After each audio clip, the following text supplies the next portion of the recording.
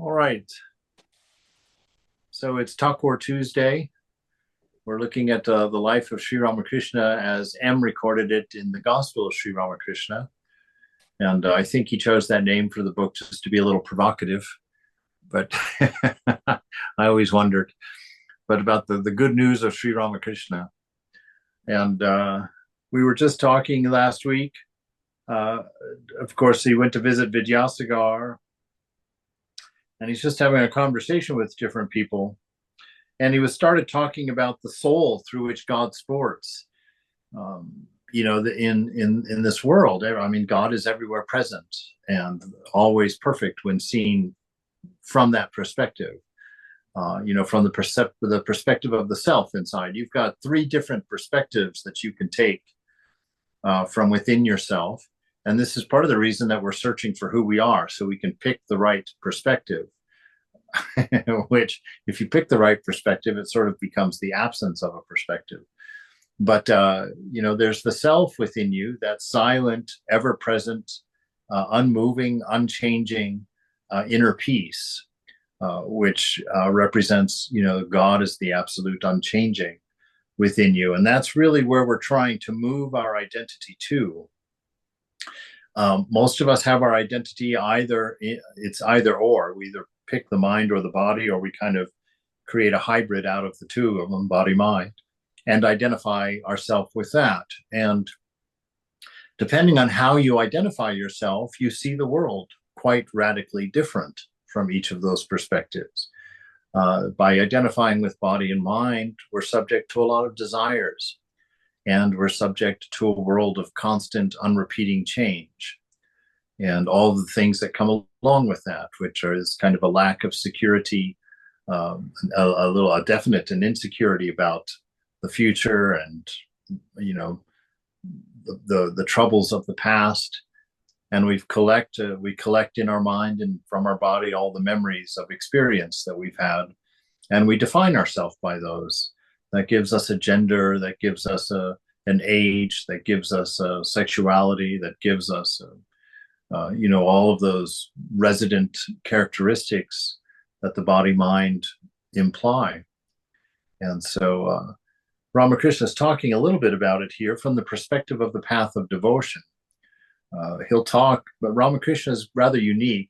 In the Vedanta, there's four paths to the divine that have been discovered so far. That's the wonderful thing about the Vedanta, is that it's not a static set of scriptures or a static set of principles. It's dynamic. There are still Upanishads being written. There are still holy men making spiritual discoveries, and so it continues on. And so there's four paths. There's the path of devotion, the path of knowledge, the path of action, and the path of Raja. What would you say, Raja? The path of meditation, mind control, perhaps.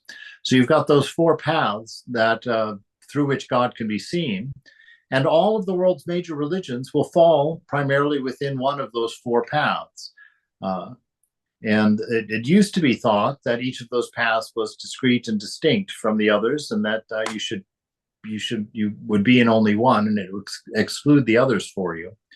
And you would choose the path based on a conversation between you and your teacher, your guru, and your dispositions. If you are somebody who has a very strong emotional character, you might choose the path of devotion. Someone who can't sit still and is very actively inclined would choose the path of action. The person who likes to sit and philosophically work things out would like the path of knowledge, and the person who likes that discipline would like the path of Raja, the path of meditation, perhaps. And so those four paths are there, and he was talking a little bit about the path of devotion, and he said the soul through which God sports is endowed with his special power. The landlord may reside in any part of his estate, but he's generally to be found in a particular drawing room. The devotee, the person, the spiritual practitioner, you and me, the devotee is God's drawing room. So you are the drawing room of God. God dwells within you, and meaning a drawing room, that's where he meets his guests. And guess who his primary guest is in that drawing room? It's none other than you. And so God loves to sport in the heart of his devotee. It is there that his special power is manifest. And this special power and your access to it, it's always there and always available. And this special power is normally accessed through humility and silence. We come to that state, to that place within.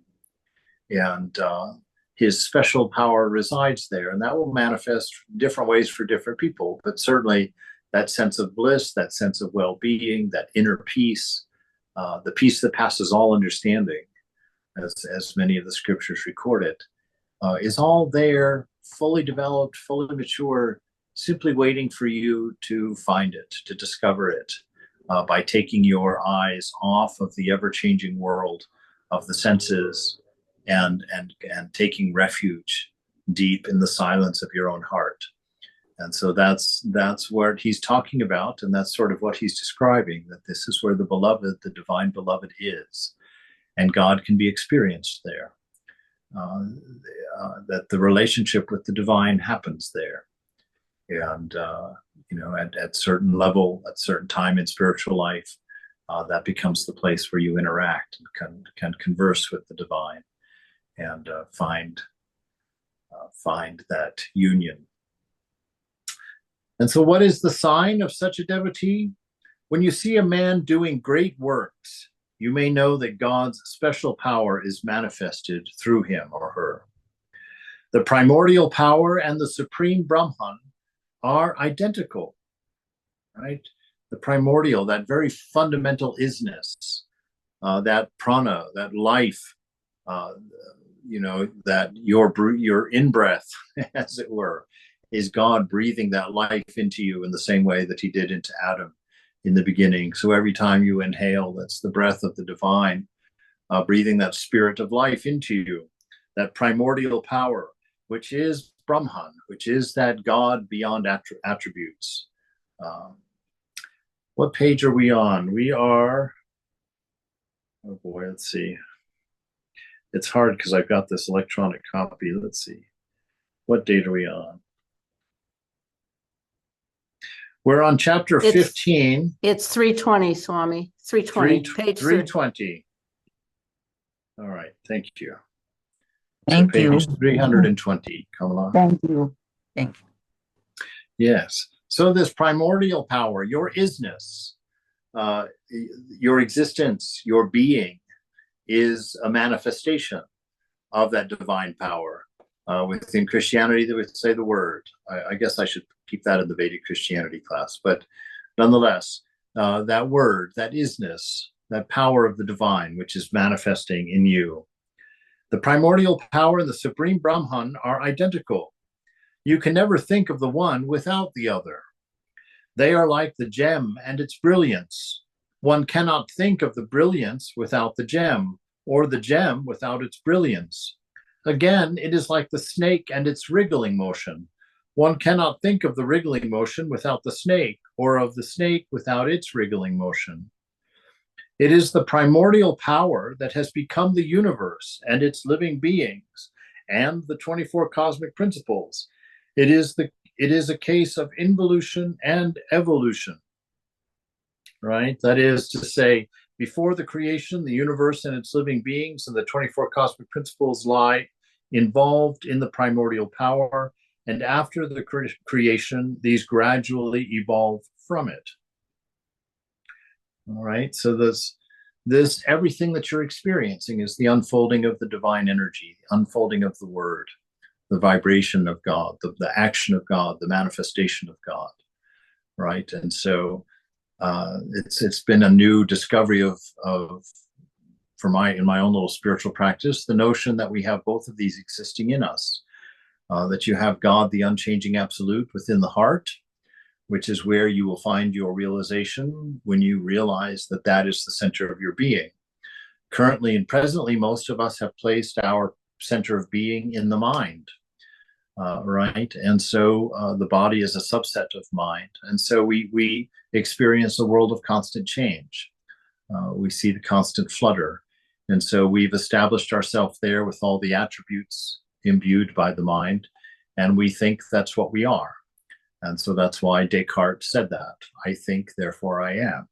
We believe ourselves to be our thoughts. We believe ourselves to be identified by our past and by our experiences.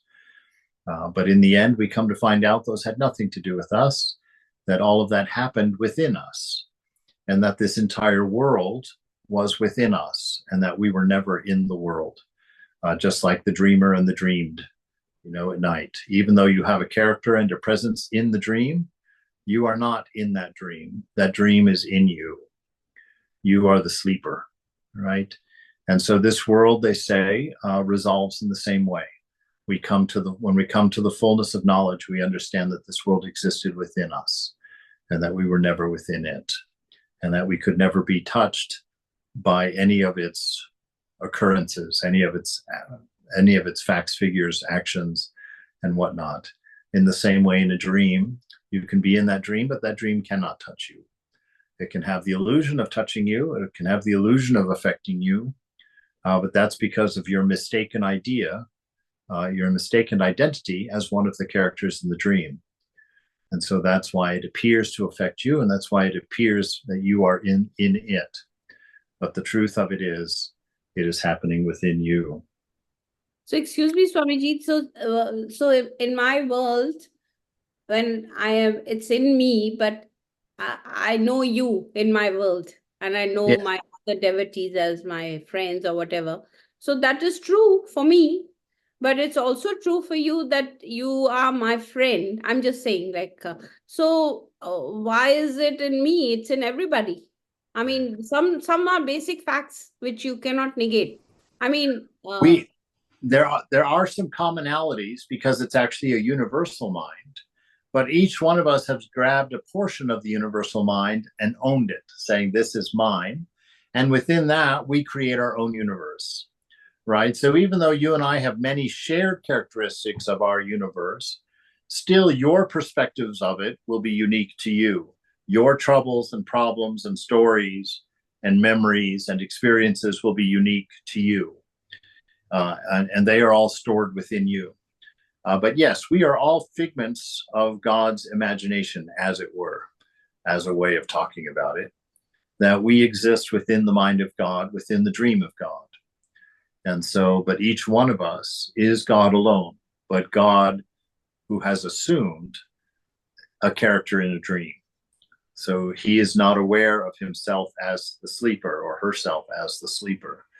And so when he has or she has gone into this slumber and created a universe within her own mind and populated it with lots of dream beings, and each of those dream beings having a sense of self, an ego sense that divides it from the rest of the dream, we all go around bumping into each other in that dream and not knowing that we are playing, not knowing that we are the same being, each of us, and that we're just sporting. We're just enjoying our own divinity through an uncountable number of perspectives and uncountable numbers of stories of love, manifestations of love and wisdom and being.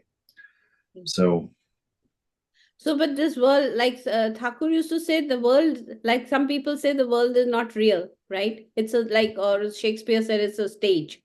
But the world is actually real, but it's transient. It's moving, right? It's real. Well, no. Well, the world is not real. It's not real. No. The world that we know is not real. It's a projection of our own ideas onto mind. But that which it's like in the movie, like you go to the movies, the only thing that's real is the light reflecting off of the white screen.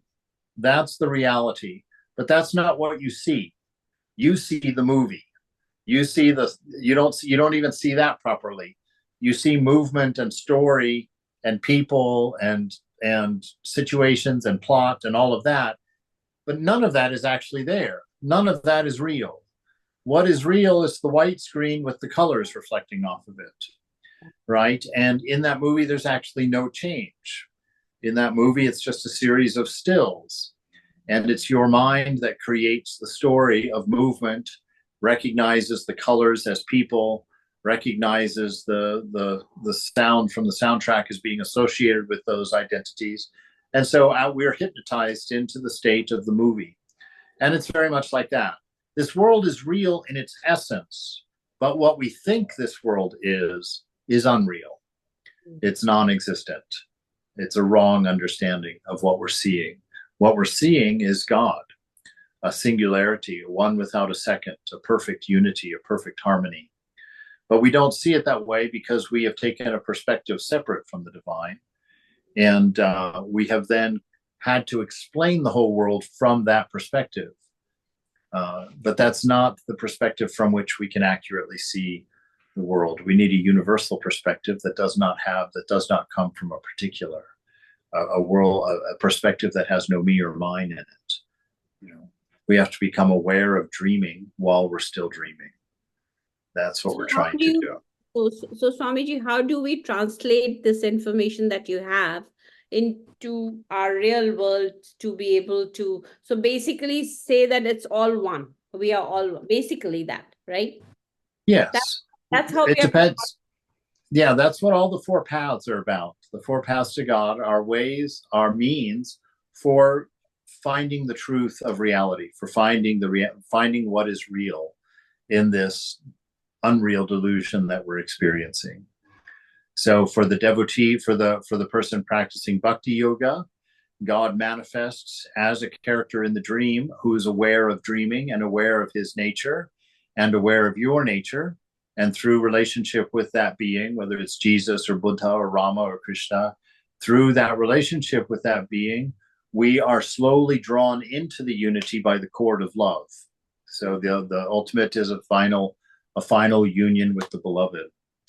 For the path of karma yoga, we discard the past and we discard the future and we stay firmly planted in the now. And we take the world as it comes to us in this moment, and we do whatever we're doing as worship for its own sake in the moment with full attention. And that allows us to break out of the story of ego, which is based on the past, to break out of the anxiety which comes from the future, and to be here now in the I am, which is the name of God. And so we find the truth through that means. Through Jnana Yoga, it's going inside and asking, who am I? And finding out only when nothing is telling you. So it's a silencing of the mind, it's a shutting down of the senses, a withdrawing into the silence of the heart, and discovering who you are in that silence when nothing else is telling you. That which is self-obvious becomes evident to you when you're not distracted by anything. And then the path of Raja Yoga, they say that when in the mind, when one thought ends, before the next thought begins, in that space between those thoughts, God can be clearly seen. The reality can be clearly seen. And so through Raja Yoga, you're trying to go through mind control to bring the mind to a state of silence or stillness by slowly removing me and mine from it. And in that stillness, you can see the reflection of God, the moon, like the moon in a lake. If the lake is perfectly still, you can see the moon. You can see that unity. But if the lake is disturbed by the ideas of me and mine, then you see thousands of shards of white light, and you have no idea that that's a singularity, that that's the moon. And so Raja Yoga is a set of instructions for stilling the mind and becoming aware that the mind is the reflection of God, that the mind is the mirror within which the self is reflected. And when we have the wrong idea of self, that reflection looks like the whole world, right? So those are the way that the four paths deal with the same problem. Us not knowing who we are, us not knowing our own nature.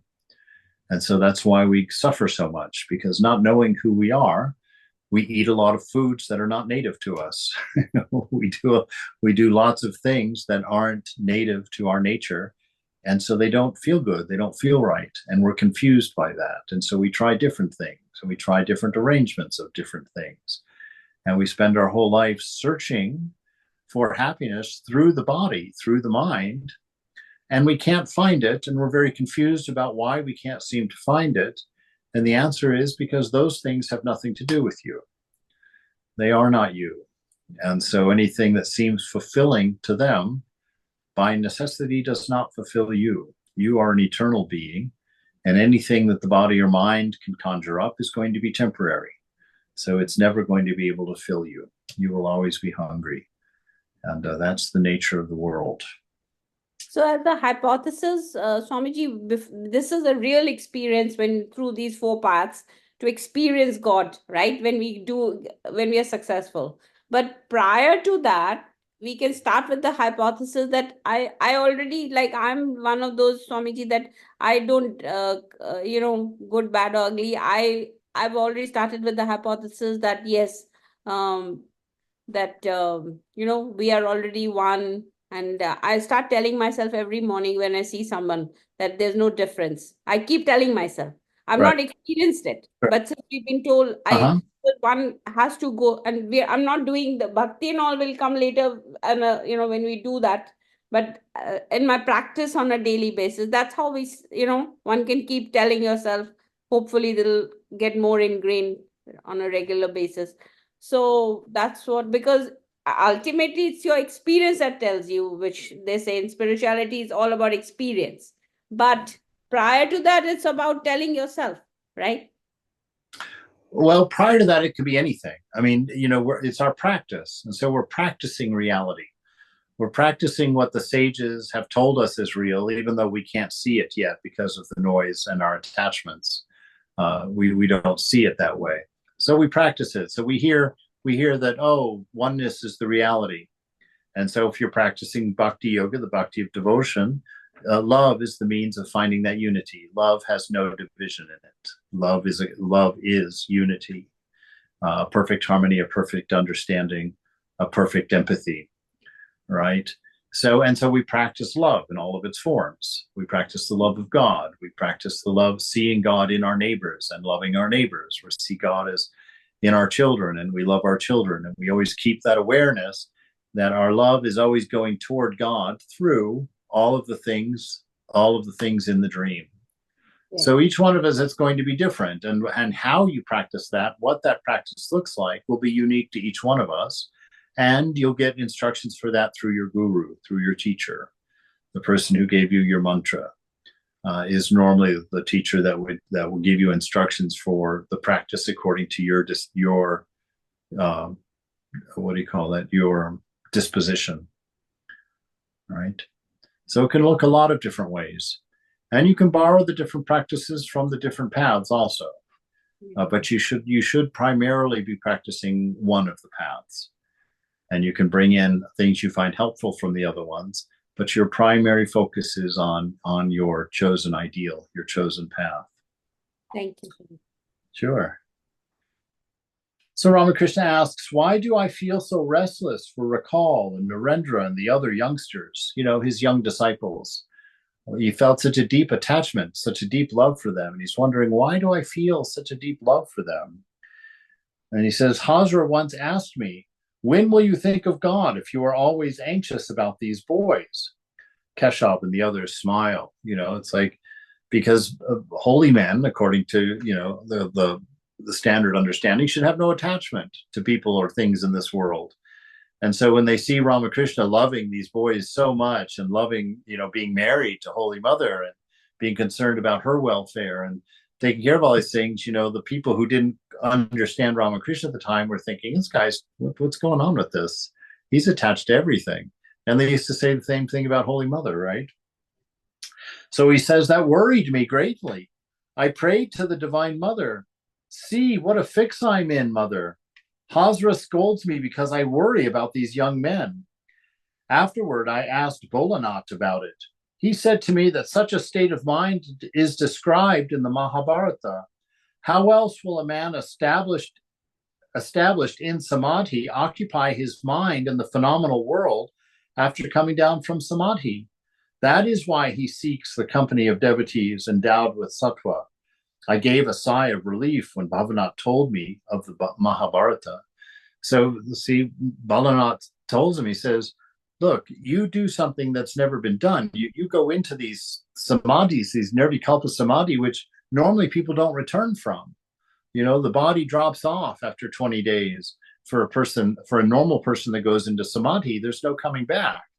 You've merged with the divine universal. There's no pulling, extracting yourself out back as an individual again. And so Bholenath was explaining to him, no, you see, you need something because you're an avatar, because you're an incarnation. You need your mind naturally goes up into unity with oneness, the divine.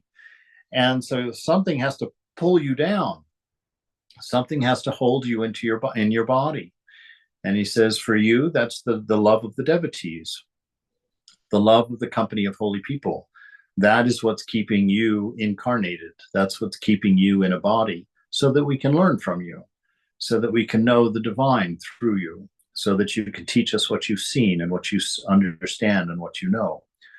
So he was very relieved to get that answer, of like, well, this is why I'm so attached. And of course, it's worth bringing in that note that all of us, attachment is a beautiful thing when it's matched with equally strong detachment, right? So you should be able to fall deeply in love with somebody, and you should be able to let go of them immediately when it's proper, when it's necessary. You don't get caught in the world. So you can enjoy the world, but you never need to enjoy the world. You have your own enjoyment deep within your own bliss, within your own nature of being. That is enough for you.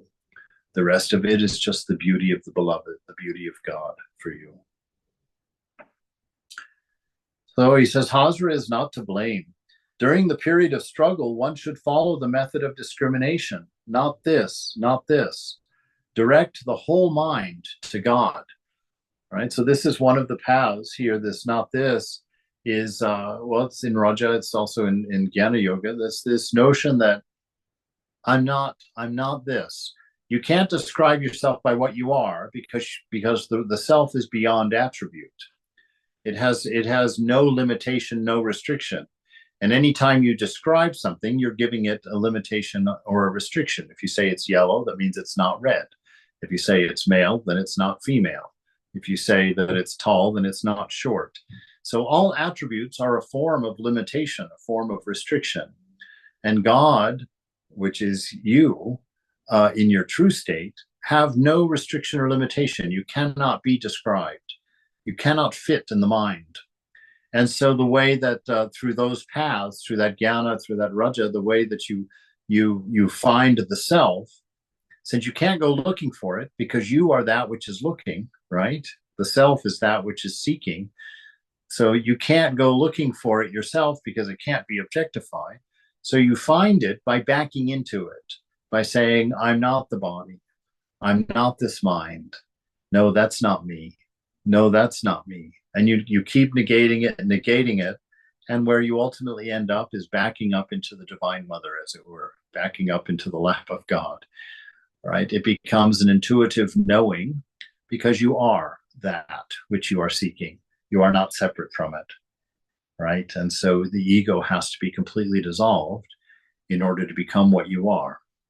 So as long as there's egoism, there's an idea of what you are, but you do not know what you are, right? Because the mind can describe you, and we believe that description, but in fact, we, as we really are, cannot be described because we are outside of time. We are not a body. We are not born. We do not die. We are love, wisdom, and being, absolute, unchanging, a divine principle. All right. So one should follow this method of discrimination or discernment, not this, and direct the whole mind to God, right? That whole mind should be directed to that source of love within, and openness to that awareness of the love in being, right?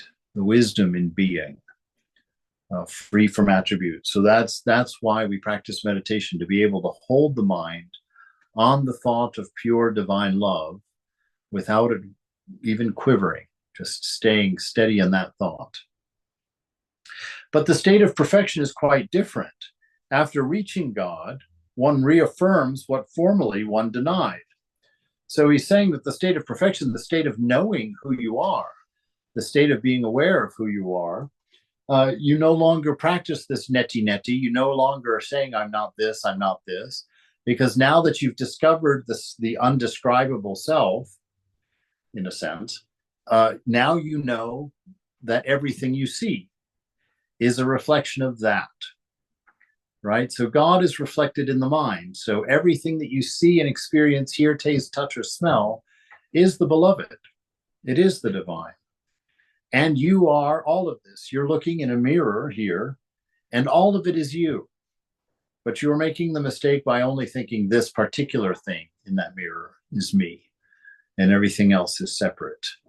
And so he's saying, so when you get to that state of knowing, that's when you see the unity.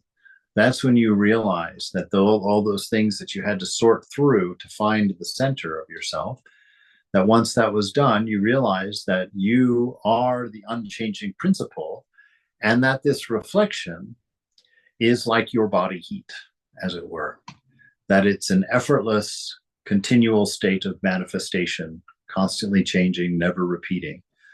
But it's all variations on the singular principle of being, love, wisdom, and isness, right? So that is what we're seeing. We're just seeing love, wisdom, and being in all of its myriad of possibilities. Right? All the things that you love, like you can write down all the things that you love, and your life is going to demonstrate that story. Someone else can write down all the things that they love, and their life is going to demonstrate that story. But what we come to understand is that all of the lives were motivated by a singular principle, love, wisdom, and being, right? And that divine principle manifests as all of this. And each one of us are telling our own particular manifestation or possibility, one amongst an infinite number of possibilities of what God can be, of what God can experience, of what God can see, say, touch, hear, or smell, as it were. After reaching God, one reaffirms that what formerly one denied is himself. To extract butter, you must separate it from buttermilk. Then you discover that butter and buttermilk are intrinsically related to one another. They belong to the same stuff. The butter is not essentially different from the buttermilk, nor the buttermilk essentially different from the butter. After realizing God, one knows definitely that it is he who has become everything. In some objects, he is manifested more clearly, and in others, less clearly, right? So some things you can see God very easily, you know, a very kind and gentle person. It's easy to see God there. A little bit more difficult to see God in a, you know, in some radical criminal somewhere or some haughty individual, but both are equally God, right? It's just that God is more recognizable than another's. We have that example of, you know, even though you can build a whole elephant out of clay, and then you can build a little mouse out of that same clay. Essentially, they're the same, but certainly that mouse that can fit in your hand is contextually different than the elephant that you can barely fit in the room, even though they're both made of the same substance. And so you and I, although we are essentially the same, our principle is the same. We are love, wisdom, and being, manifesting through a story of mind and body, right? That's even though we are essentially the same, you and I are still going to see each other differently because we identify with that story aspect and not the unchanging aspect, right? When a flood comes from the ocean, all the land is deep underwater. Before the flood, the boat could have reached the ocean only by following the winding course of the river. But after the flood, one can row straight to the ocean. One need not take a roundabout course. After the harvest has been reaped, one need not take the roundabout course along the bulk of the field. One can walk across the field at any point. After the realization of God, so after we know who we are, after we have understood, God is seen in all beings, you know, not through any effort. It becomes plain and obvious to us when we find out who we are. Then we know intrinsically who everybody is. And when I look at you, I won't have to work to see God. I will only see God. We see this in that story with Ramakrishna. He had that untouchable that came to see him one day. And when that man of the lowest caste walked into his room, Ramakrishna fell down on his face and did a full-on Ashtanga Pranam in front of this untouchable man. And that man was horrified. A holy man has just prostrated himself on the floor in front of him. What kind of karma have you put on my head? That was his concern. He was mortified. He said to Ramakrishna, what have you done to me? Putting such a pile of karma on my head that you have bowed down to me, an untouchable. And Ramakrishna says, no, it's not like that at all. He said, you see, you walked in the room and I saw only the beloved and I prostrated. After a few minutes, I came to see you as you see you, but do not worry, you have not been harmed. This did not pile any karma on your head. But see, that's how we will see it. We will see the beloved everywhere, and we'll be in bliss and ecstasy in that bhav, that state of bhava that they talk about, where you're just drunk in love, because you are seeing everything as it is, not as the story presents it, but everything as it is. After the realization, he is seen in all beings, but his greater manifestation is in mankind. Again, among mankind, God manifests himself more clearly in those devotees who are sattvic, in those who have no desire whatever to enjoy lust and greed. Right? So God is more easily seen in the unselfish, the person who has less me and mine driving his mind. We recognize that more clearly.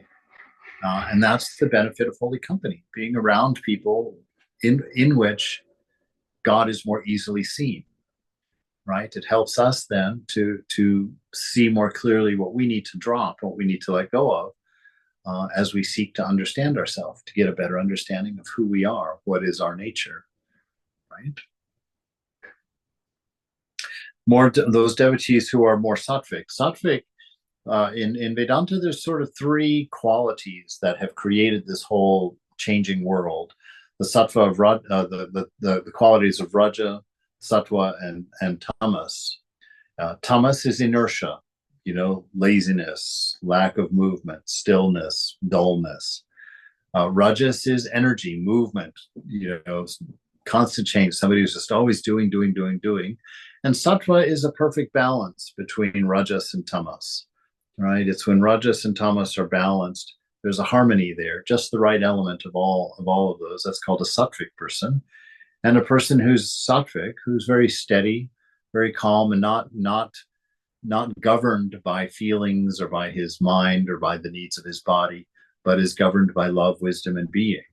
That's his identity, her identity. In that person, God is more easily recognized, right? We see, wow, what a holy person, what a lovely person. I felt such love in that presence. And, Ramakrishna says you can always tell when you're around somebody like that because your mind will naturally think of God.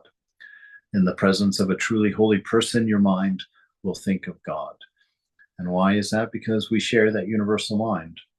And so those thoughts, some of our thoughts come in from being that universal mind. And if you're in the presence of someone who has a very focused mind, which would be someone who's done a lot of practice, someone who has inner discernment and inner awareness, their thoughts affect our thoughts. We become aware of their presence.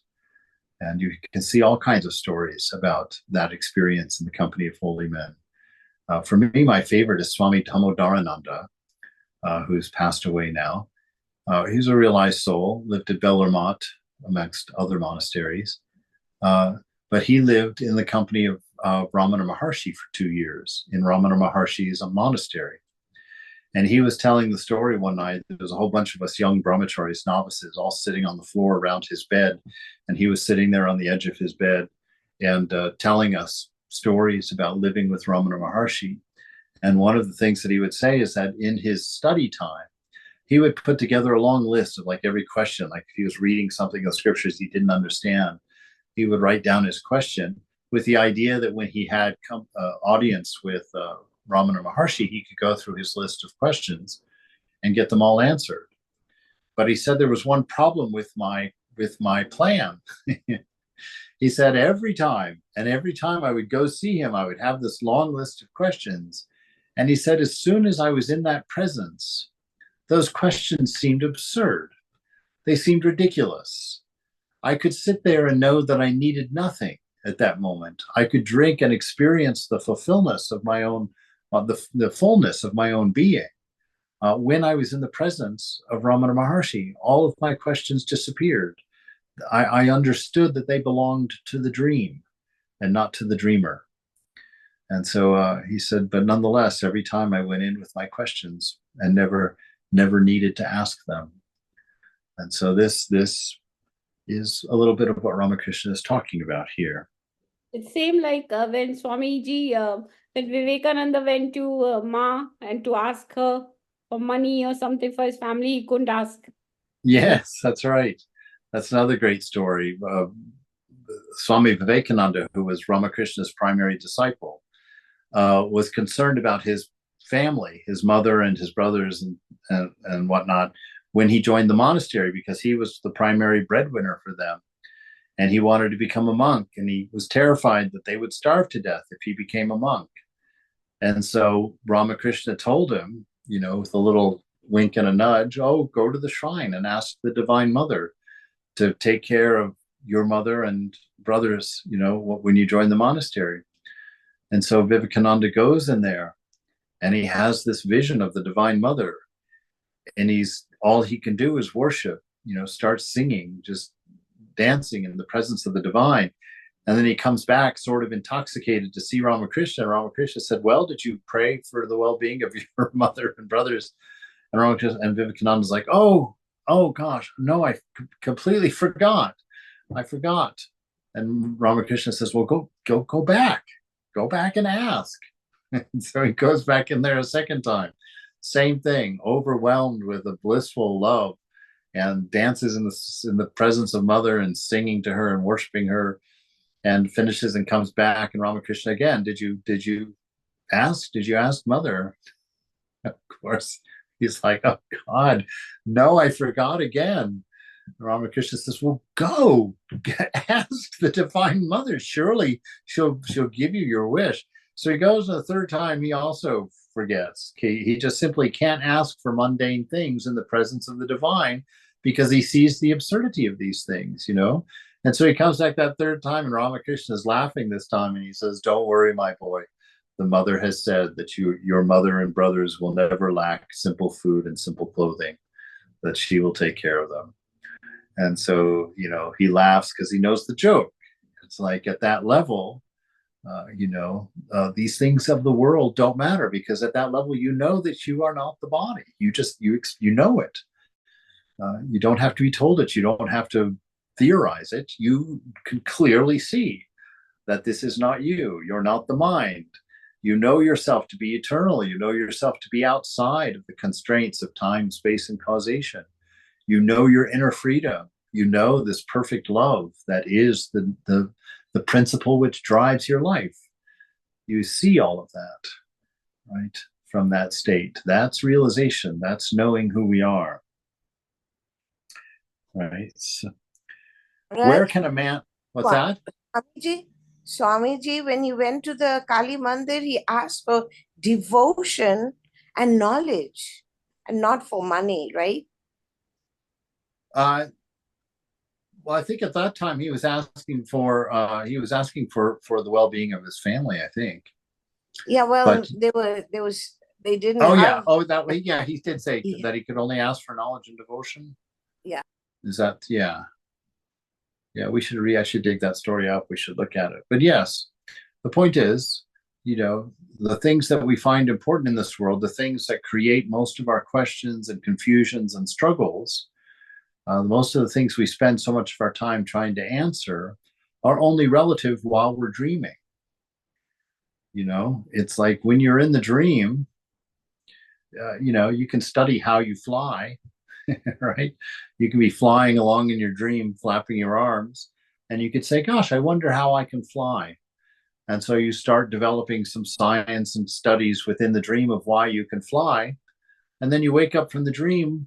What good was all of that knowledge of how to fly in a dream?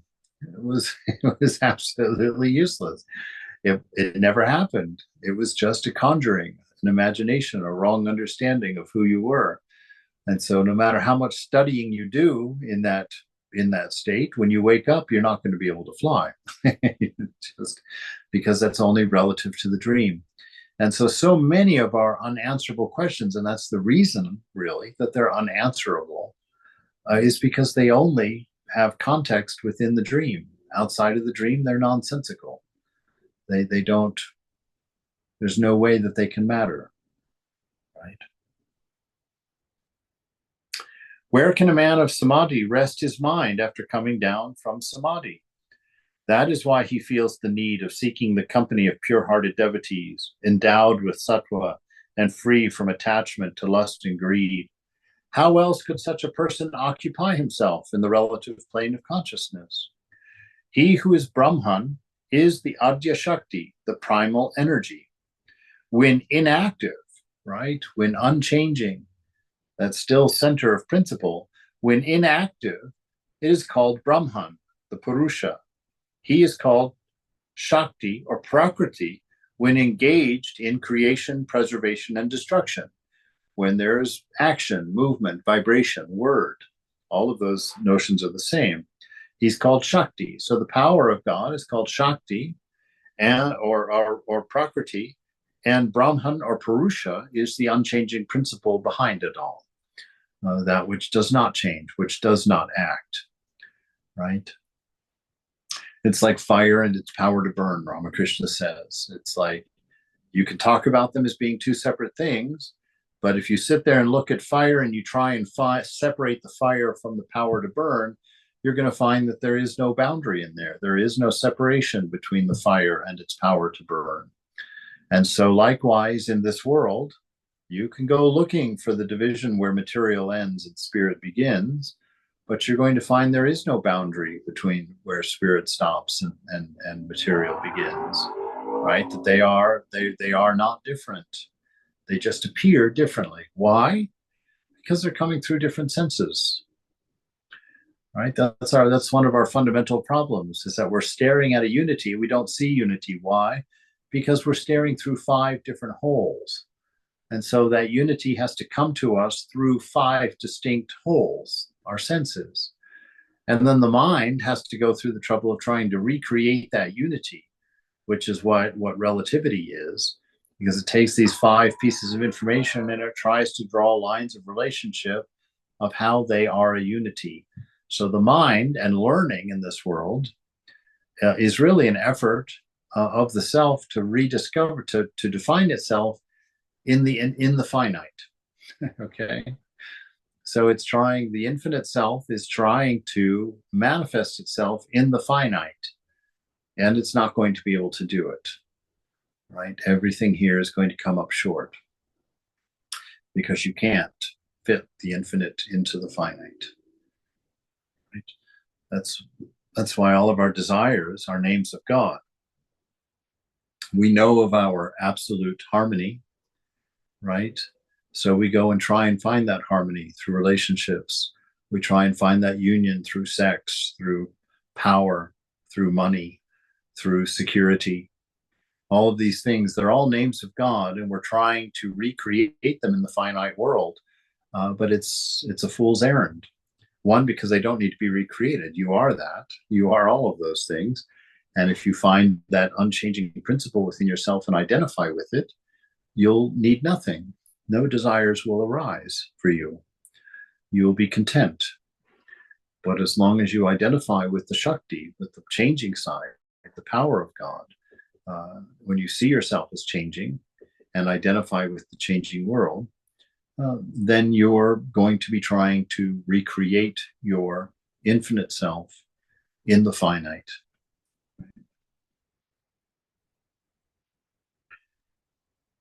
So these are the 2 aspects of reality.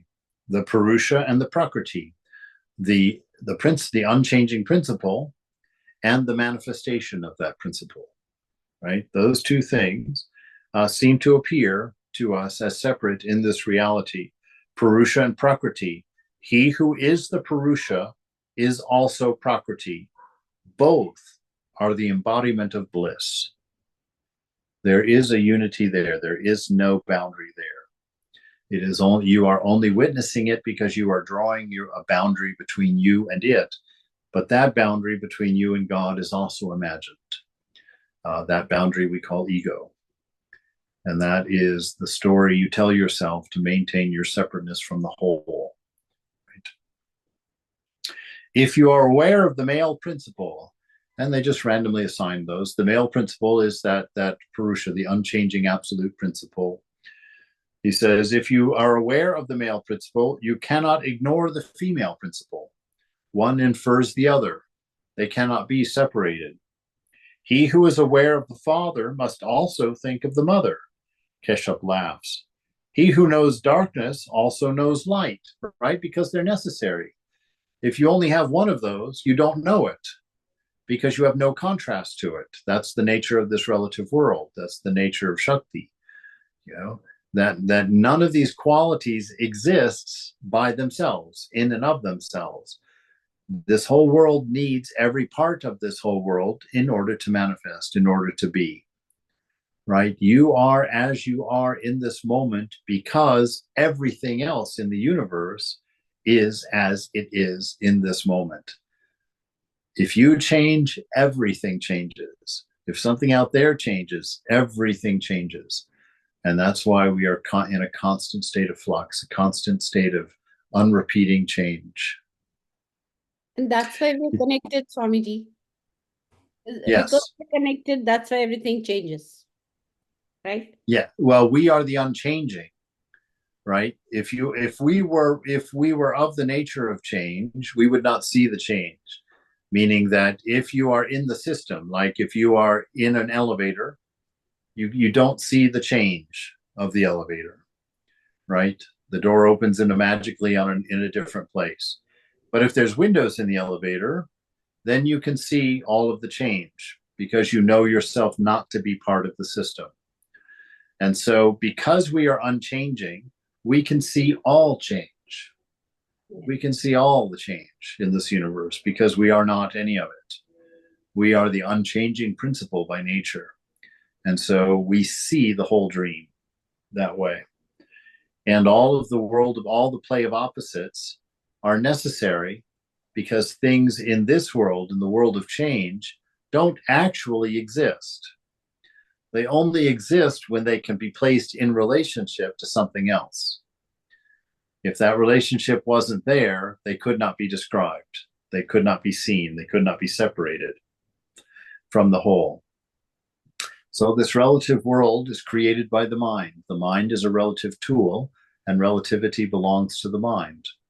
So time, space, and causation are the tools of relativity that the mind uses to break God up into 5 pieces and then trying to reconstruct it using those techniques into a unity again. And that is the universe that we live in. That is our Maya, our story that prevents us from seeing the unity as it is. So he who knows night also knows day. He who knows happiness also knows misery. You understand this, don't you? Keshav, yes, sir, I do. Right? It's necessary. You can't have happiness if you don't have misery. You wouldn't know happiness if you didn't know misery. And so that's why there's suffering in this world, to contrast the non-suffering, the joy, the happiness of this world. Right? Master.